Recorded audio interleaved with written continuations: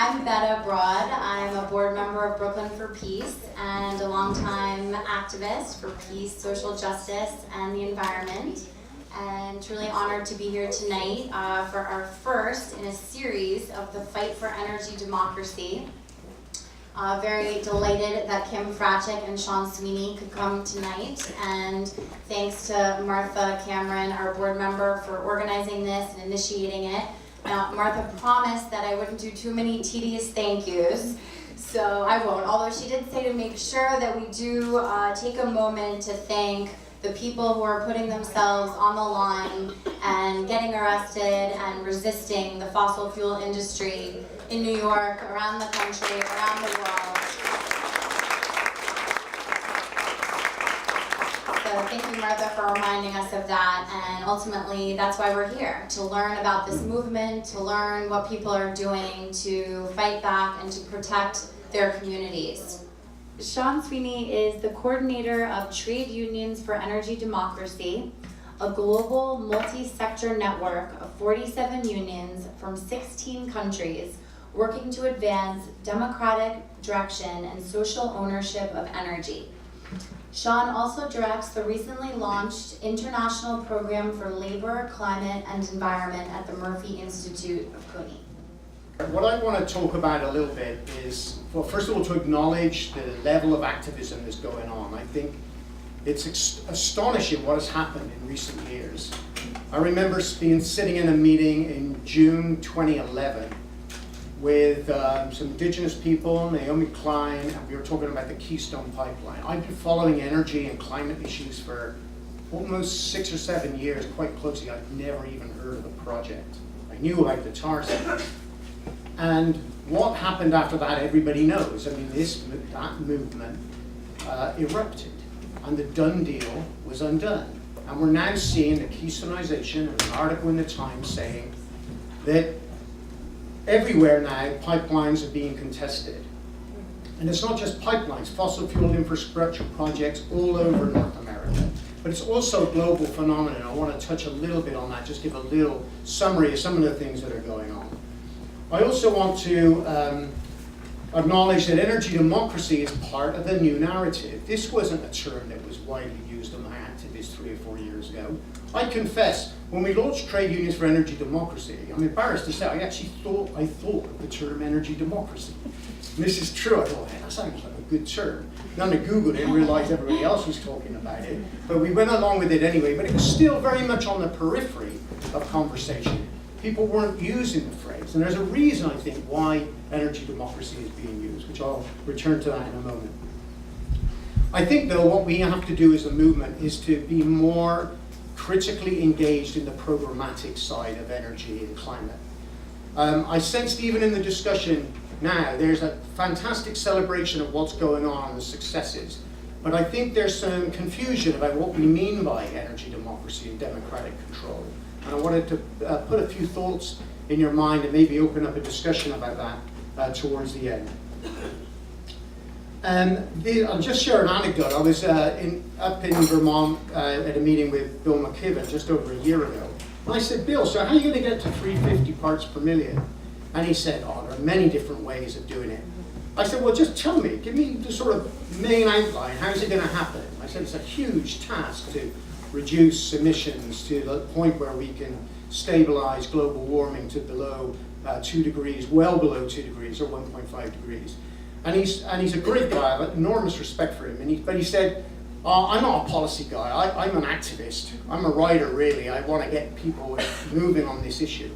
And I felt we're all a bit like that. There's the wonks on one side who study trends and carbon, and then there's the activists who fight fossil fuels. And I think we need to try to pull ourselves a little bit together so that the activists who are engaged in this movement also need to know the enormity of the task we face. Because if we take the science seriously, we have to take the solutions seriously. And incremental steps, small steps, are no longer sufficient. They never were. What illustrates this, of course, is the Paris Agreement. I don't know how many of you here followed the main message of the Paris Agreement. I'll just spend a minute or two on it. As you know, this was supposed to be a historic agreement with 175 or so countries making commitments to reduce emissions. Hooray, hooray. And of course, what we saw was this was not an agreement to reduce emissions, this was an agreement to increase emissions. So we need to be absolutely clear that what was agreed was to reduce emissions based on business as usual trajectories. In other words, emissions will rise more slowly than they would if there were not these national commitments. And the International Energy Agency says, this is not a left-wing organization by any stretch, they said for an emissions reductions agreement as important as this, there was very little by way of emissions reductions. In fact, there's emissions increases right through to 2030. And that's if all of the national commitments put on the table in Paris are actually met. And there's a big question mark how a voluntary agreement with no measures to, unlike the WTO, no measures to punish offenders. How is this voluntary agreement going to produce the emissions that are reductions that are on the table, or the flattening of trajectories, without on the basis of the agreement itself? But what does this tell us? It's not a problem of political will. Many people in the movement say, oh, we need more political will, more political will. I don't see it that way. This is the best capitalism can do while sustaining its regime of growth, accumulation, and consumption. They can't even guarantee those emissions limitations are going to be met, and they can only commit to a voluntary agreement. Now, if we look at the situation, let's go back to the question of where the movement is going globally. And there's so many encouraging things, things that we can take away and take some inspiration and certainly some hope from. Fracking fights alone are proliferating around the world. There's about 14 countries now are doing high volume hydraulic fracturing. And then there's a lot of other countries doing exploratory drilling. But wherever it's happening, there are big fights. Argentina, Bulgaria, Romania, the Ukraine, even in Poland, farmers are fighting back. Australia, South Africa, and Mexico. So these are just a few. UK and Ireland, where fracking is not started yet, but is being proposed. Some exploratory drilling is met with very, very militant resistance. So much so that the gas authorities are wondering if this is not the biggest problem facing fracking. And this is very encouraging. A lot of people talk about the divestment movement and the fact that funds worth $3.4 trillion have agreed to divest in fossil fuels is a very big part of the movement, but I want to return to that in a moment. We're also seeing at the political level, and I think this is a relatively new development, in the electoral arenas, in Spain, in Greece, with Syriza in Greece. Of course, Syriza's project has been completely derailed. Some people say they derailed themselves, other people say they were derailed by the institutions of the Troika. We can't go into that now, but they were committed to 100% renewable power under public control. Podemos, similarly, energy democracy is in their program. Alberta stood against the oil, the Alberta New Democratic Party won a landslide victory against the oil interests there. In New South Wales and Australia, we're seeing the Greens mostly benefiting at the expense of the Australian Labor Party for fighting coal bed methane and other fossil fuel extraction projects. There's even the Common Man, no sex is intended for me, but the Common Man Party in India, in Delhi in particular, won landslide victories over air quality issues and want to rein in the fossil fuel companies. And we see the Corbyn election in Britain, leader of the Labour Party, calling, not just winning a landslide in the leadership race, but on a program that included energy democracy, breaking up the big six energy cartels, and for municipalization of power, or remunicipalization of power. And I think these are extremely important developments. One, I think, which is probably of special importance of what's going on in South Africa now. The fights there, political fights, are around what is called the mineral industrial complex, with the ANC really tight with the big extractors and the exporters, and the movement that's grown up there after the Maracana massacre that killed 30 or 40, I can't remember the exact number, of unarmed miners in the platinum sector, has generated a political split which is leading to a new labor formation and a new movement growing up, which is challenging not just the energy companies, but also asserting the need for public renewable power as part of a transition. So it's expressing itself in different ways and in different places. I want to spend a minute or two to talk about the Democratic Party race. Because here again, there's a big difference between what Bernie Sanders is saying and what Hillary Clinton is saying. And to have this right in the center now of the US discussion on energy is very, very important indeed.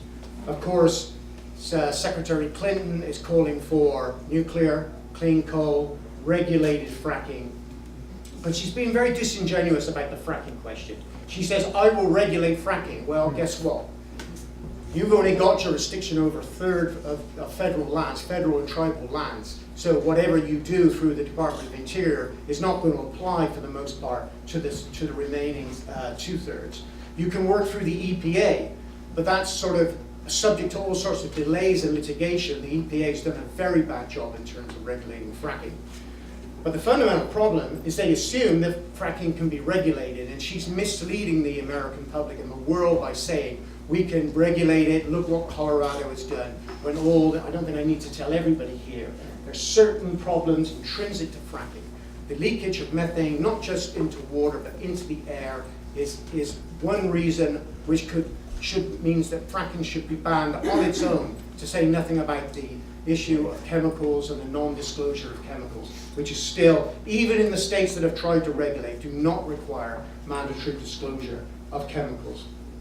Bernie Sanders, of course, is taking it on by confronting the fossil fuel companies, talking about the need to end subsidies and end their political influence.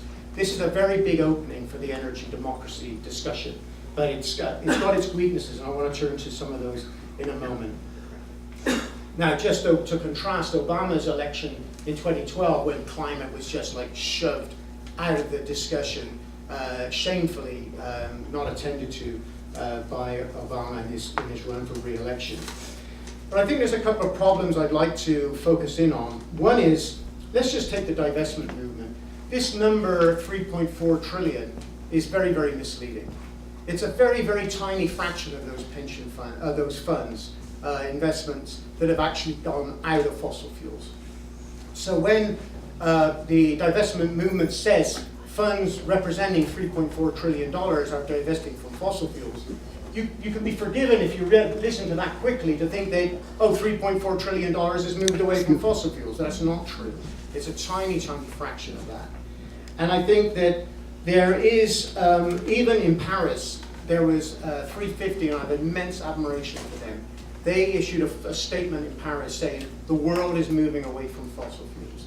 Well, if that were true, this is first of all, this would mean the role of the movement is different. If market forces, if the general political atmosphere is moving away from fossil fuels, or means we're moving away, then our job as a movement is to keep pushing in the right direction and not to question fundamentally where things are going.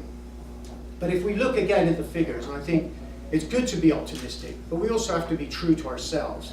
Fossil fuels reduced in 2015 by 0.6%, largely due to the collapse of coal use in China. But if we look at fossil fuels emissions related to fossil fuels since the 1990, the benchmark year, it's gone up 61%. And this is during all the times of the discussions on climate change, the Kyoto Agreement, the Copenhagen Accord, and now the Paris Agreement. Through all that time, emissions are going relentlessly upwards, 2 to 3% a year. Yes, it dipped 0.6, but that is not the same as saying the world is going away from fossil fuels. And that, I think, is something that's very sobering, but it's something we have to confront.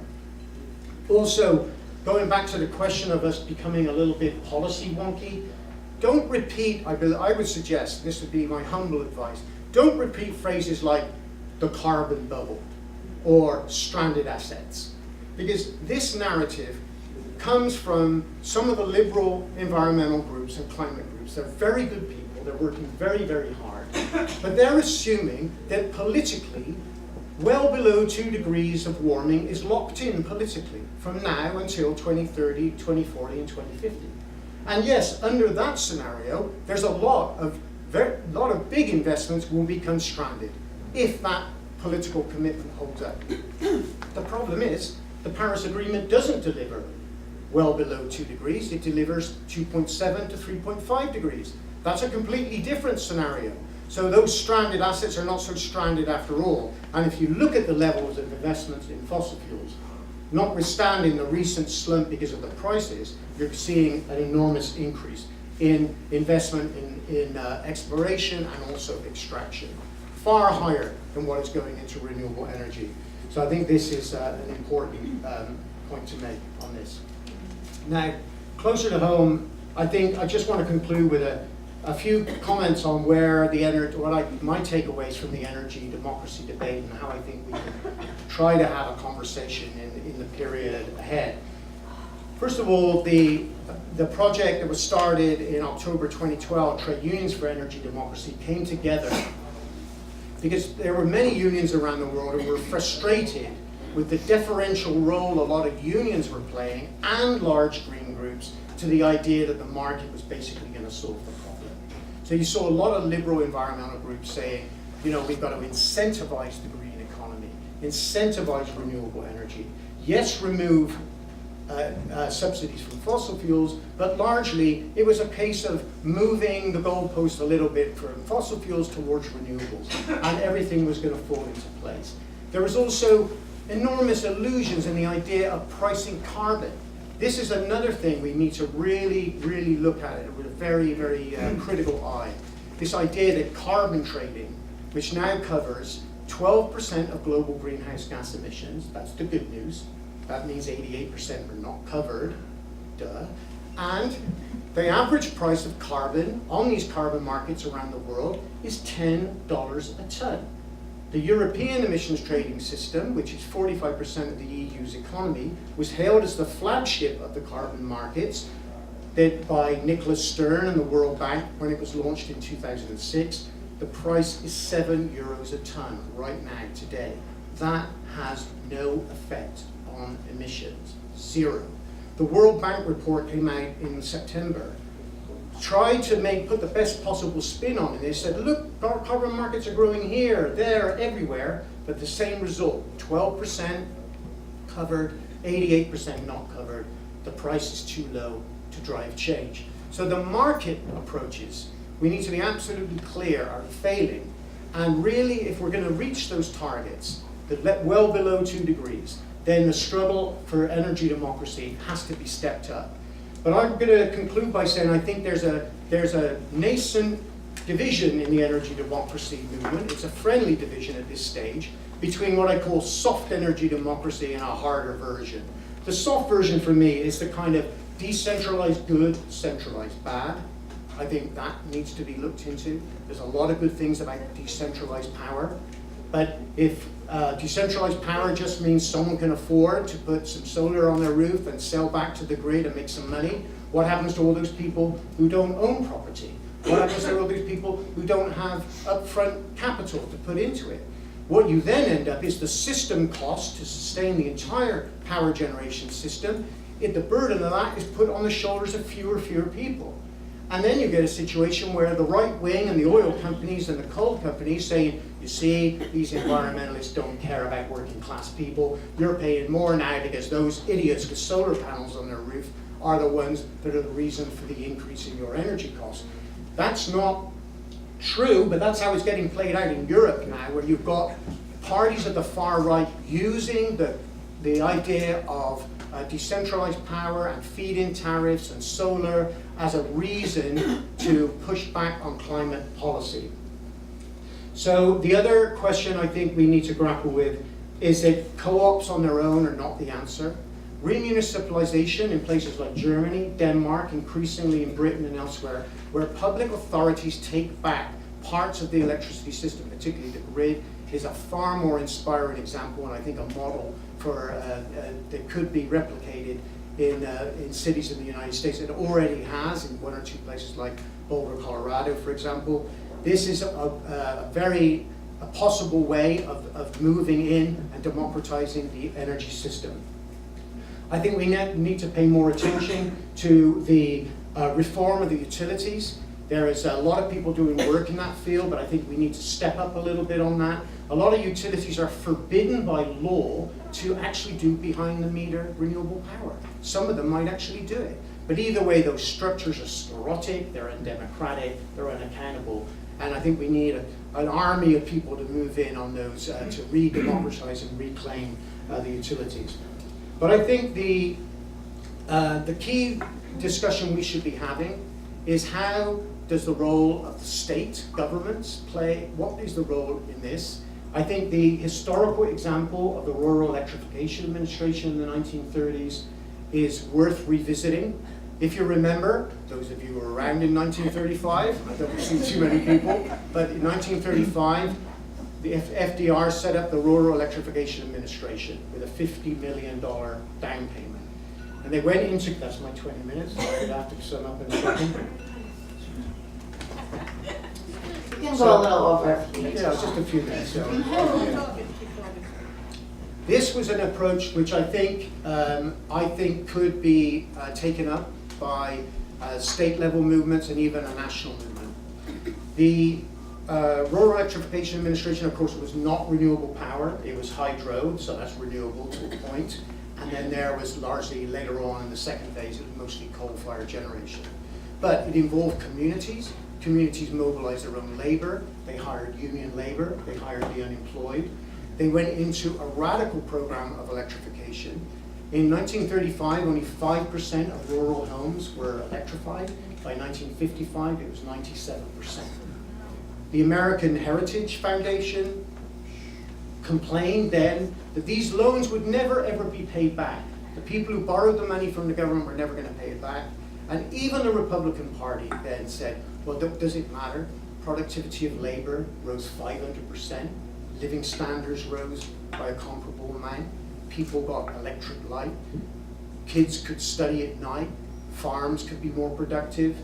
You know, it's not a sort of a perfect example of how you do things, but I think the essence of it, and this is where I think the energy democracy movement has to address the question of speed, the question of scale, as much as it needs to question the issue of control. We cannot let the fossil fuel companies do this, but neither can we let the renewable energy companies do this. There's a very, very limited enthusiasm to challenge the renewable energy companies. Look what we got going on in New York State. There's a struggle to get how many megawatts of offshore wind? 30? But you know, the Jacobson plan for New York State, if I remember, is 40 gigawatts of offshore wind. 40 gigawatts from nothing. Great. It would go a long way to decarbonizing New York State.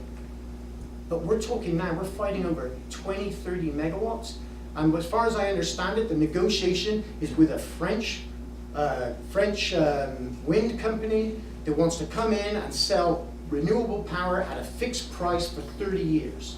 That's an expensive way to do it. It's an unpopular way to do it. And what it will mean is because energy is so risky for companies, they go to the bank and they get charged a high level of interest.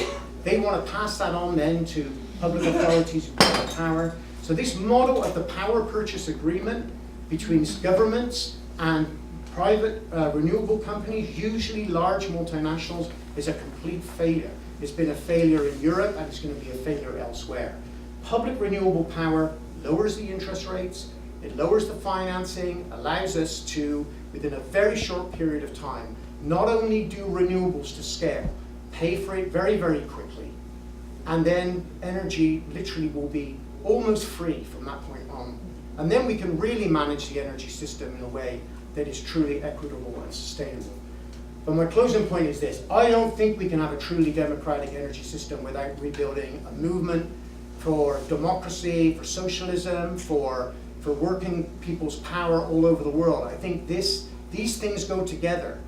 The fight against austerity, the fight against attacks on women and people of color and others, this fight is tied up to the climate fight.